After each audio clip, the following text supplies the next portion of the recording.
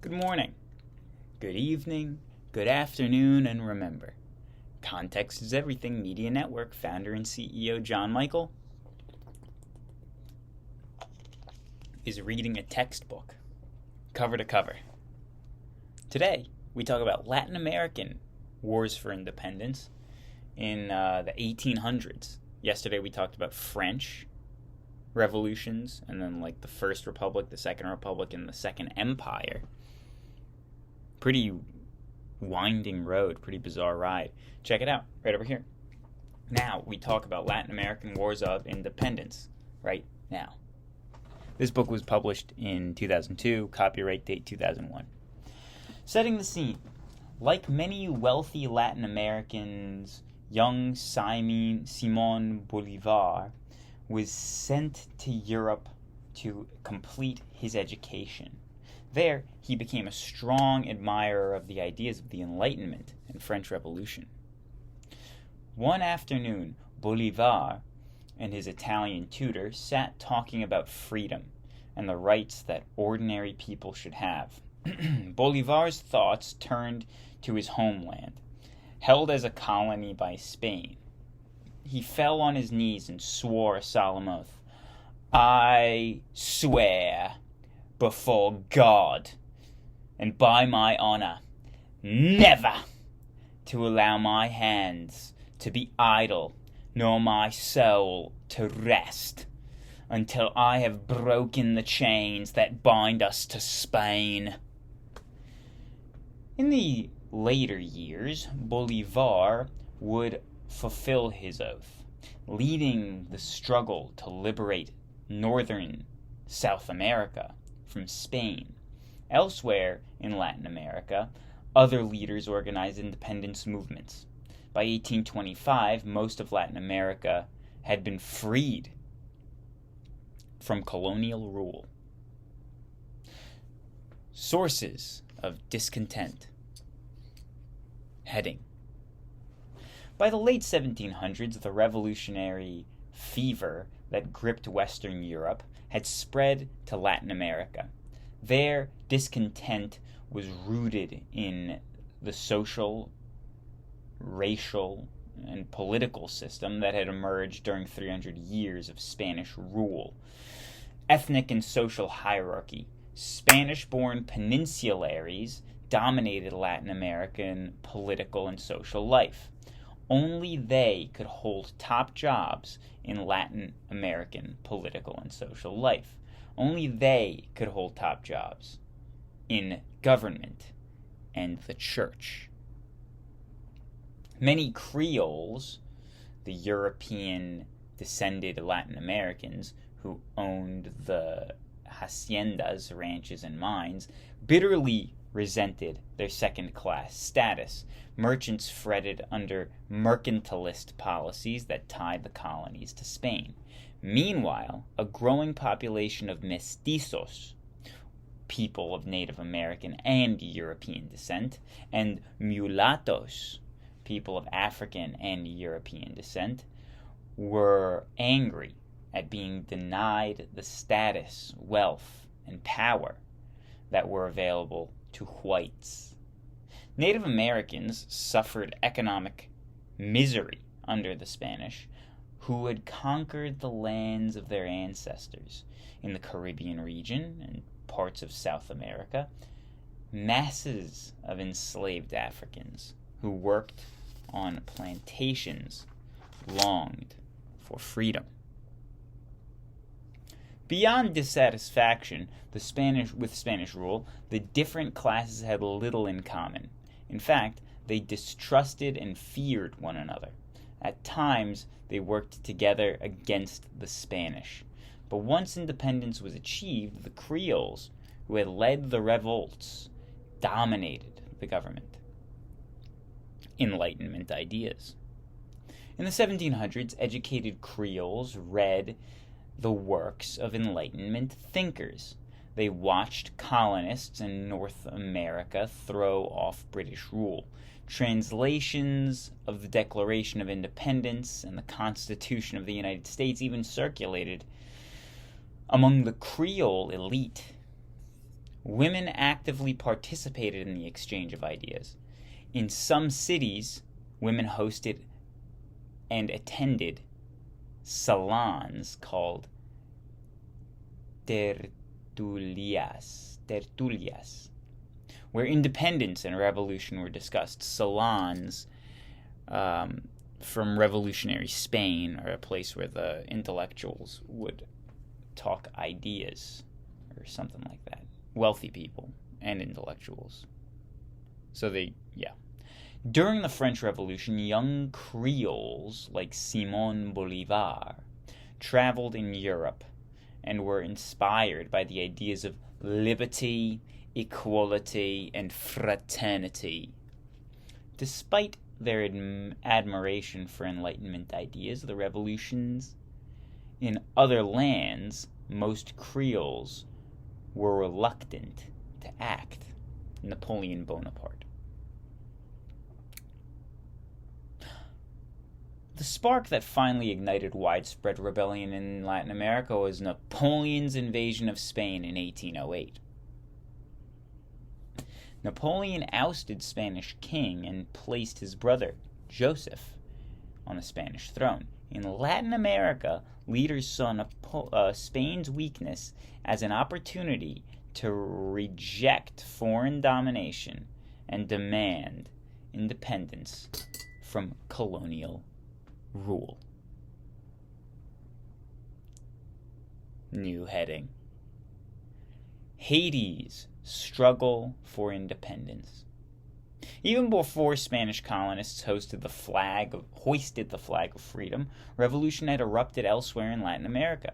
In the French-ruled colony on the island of Hispaniola, Haiti, as it is called now, was France's most valued possession in the 1700s. In Haiti, French planters owned very profitable sugar plantations, worked by nearly 500,000 enslaved Africans. Sugar plantations were labor-intensive. The slaves were overworked and underfed. Haiti also had about 25,000 free mulattoes. Many were wealthy, and some also owned slaves. However, they did not have full equality with the French Creoles. A slave revolt. In the 1790s, revolutionaries in France were debating ways to abolish slavery in the West Indies. However, debating the issue in Paris did not help enslaved Haitians gain their freedom. Embittered by their suffering and inspired by the talk of liberty and equality, Haiti's slaves exploded in revolution in 1791. The rebels were fortunate to find an intelligent and successful leader in Toussaint Louverture. Toussaint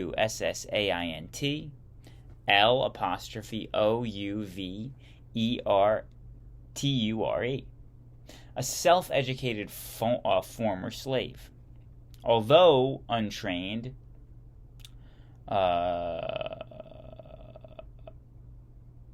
Toussaint was a brilliant general. He was also an inspiring commander. On the eve of a crucial battle, he rallied his troops with these stirring words: "We are fighting so that liberty, the most precious of all earthly possessions, may not perish." The struggle was long and complex. Toussaint's army of former slaves faced many enemies. Some mulattoes joined French planters against the rebels. France, Spain, and Britain each sent armies to Haiti. The fighting took more lives than any other revolution in the Americas. In 1798, the rebels had achieved their goal. Enslaved Haitians had been freed, and even though Haiti was still a French colony, Toussaint's forces controlled most of the island. Independence. independence. In France, meantime, Napoleon Bonaparte rose to power. In 1802, he sent a large army to reconquer Haiti. Toussaint urged Haitians once again to take up arms, this time to fight for full independence from France. The guerrilla forces were aided by deadly yellow fever and disease. Deadly alley, A-L-L-Y, yellow fever, a disease, by a deadly alley yellow fever, a disease which took a growing toll on the invaders. In April 1802, the French agreed to a truce or a temporary peace. Shortly after the French captured Toussaint and carried him in chains to France, 10 months later, he died there in a cold mountain prison. But Haiti's struggle for freedom continued. In 1804, Haitian leaders declared independence, with yellow fever destroying his army. Napoleon abandoned Haiti in the following years. Rival Haitian leaders fought for power. Finally, in 1820, Haiti became a republic. Independence from Mexico and Central America. This is actually a very happening section. Lots going on. The slave revolt in Haiti frightened Creoles in Spanish America. Although they wanted power themselves, most had no desire for economic or social changes that might threaten their way of life. In 1810, however, a Creole priest in Mexico, Father Miguel Hidalgo, raised a cry for freedom that would echo across the land.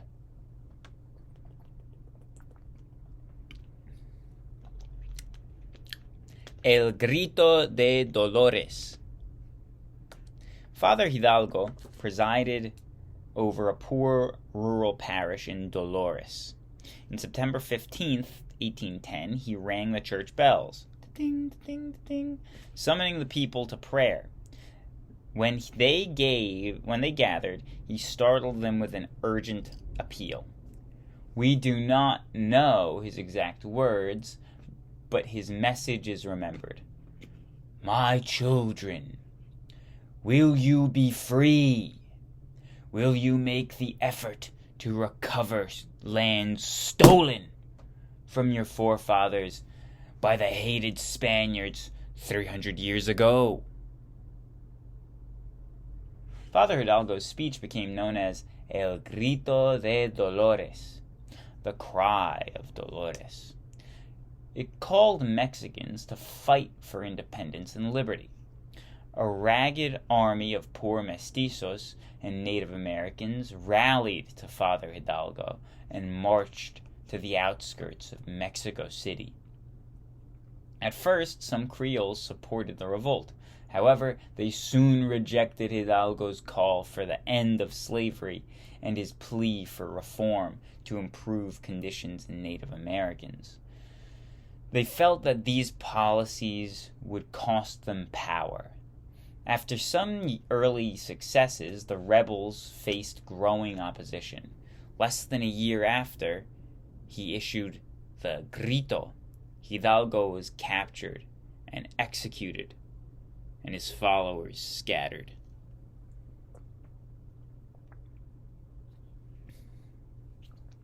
Please like and subscribe. If you've made it this far, I would very much appreciate it, and it's a great price. $3. Free. Jose Morelos. Another priest picked up the banner of revolution. Father Jose Morelos was a mestizo who called for wide-ranging social and political reform. He wanted to improve conditions for the majority of Mexicans, abolish slavery, and give the vote to all men. For 4 years, Morelos led rebel forces before he too was captured and shot in 1815. Spanish forces backed by conservative Creoles hunted down surviving guerrillas. They had almost succeeded in ending the rebel movement when events in Spain had unexpected effects on Mexico. Independence achieved. In Spain in 1820, liberals forced the king to issue a constitution. This move alarmed Agustín de Iturbide, a conservative Creole in Mexico. He feared that the new Spanish government might impose liberal reforms on the colonies as well.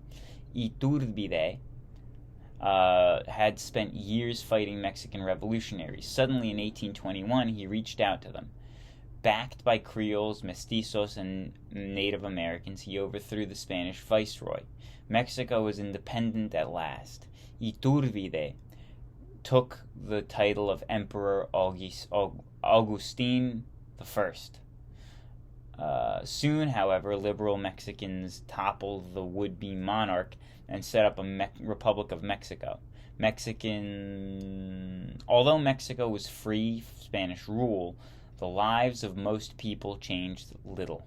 Military leaders dominated the government and ruled by force of arms. The next 100 years would see new struggles to improve conditions for Mexicans.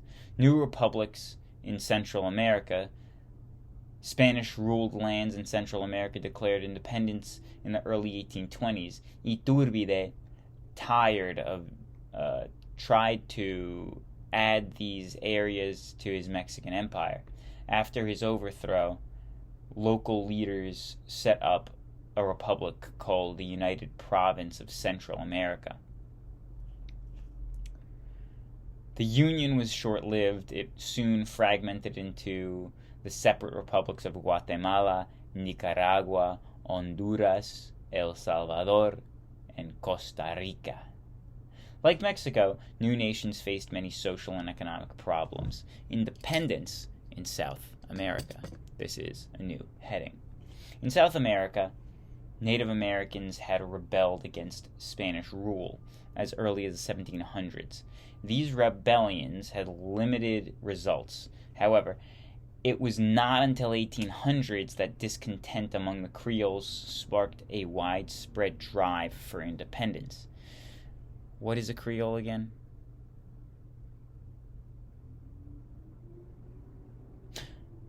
A Native American revolt. The strongest challenge to Spanish rule by Native Americans was led by Tupac Amaru, Tupacamaru, who claimed descent from Incan kings.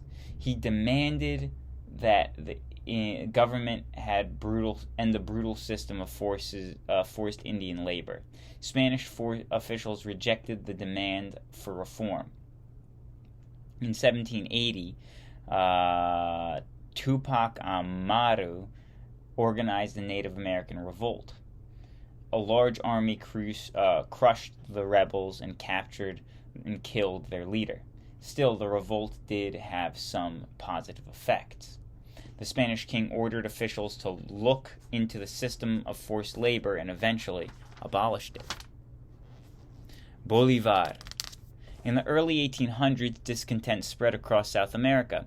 Educated Creoles like Simón Bolívar admired the French and American revolutions.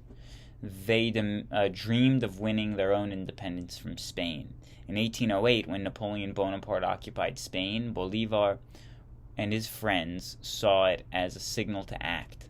In 1810, Bolívar led an uprising that established the republic in his native Venezuela. Bolívar's new republic was quickly toppled by conservative forces. For years, civil war raged in Venezuela. The revolutionaries suffered many setbacks. Twice, Bolívar was forced into exile on the island of Haiti. Then Bolívar conceived of a daring plan. He would march his army across the Andes Mountains, and attack the Spanish at Bogotá, the capital of the viceroyalty of New Granada, present-day Colombia. First, he cemented an alliance with the hard-riding Llaneros, or Venezuelan cowboys. Then, in a grueling campaign, he led an army through the swampy lowlands and over the snow-capped Andes. Finally, in August 1819, he swooped down to take Bogotá from surprised Spanish. Other victories followed. By 1821, Bolívar had succeeded in freeing Caracas, Venezuela. The Libertador, as he is now called, then moved south into Ecuador, Peru, and Bolivia. There he joined forces with other great South American leaders, such as José de San Martín. San Martín! Like Bolívar, San Martín was a Creole. He was born in Argentina, but went to Europe for military training. In 1816, this gifted general helped Argentina win freedom from Spain.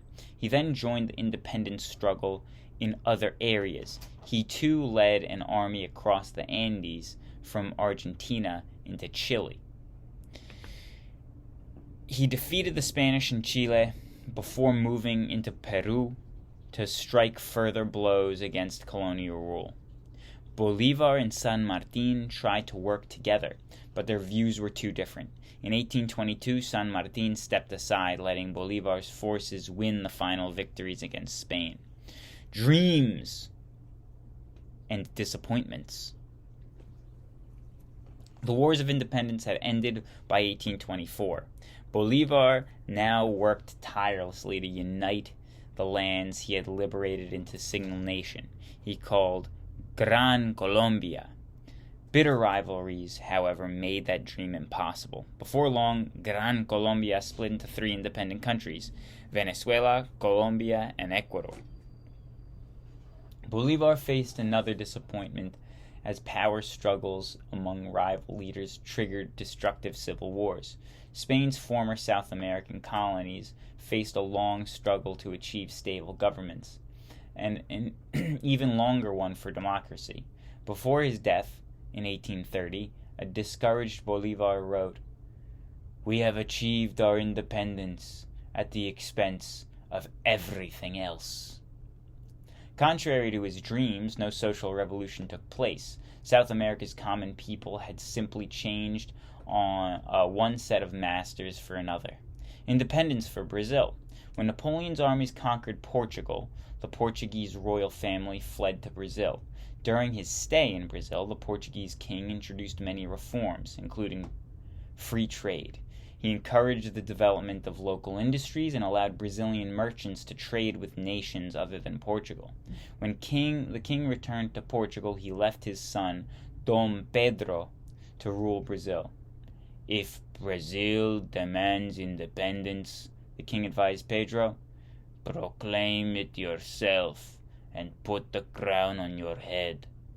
In 1822, and this is going to be the end of our time together today, I hope you've had a good time, and I hope you like and subscribe if you have had a good time.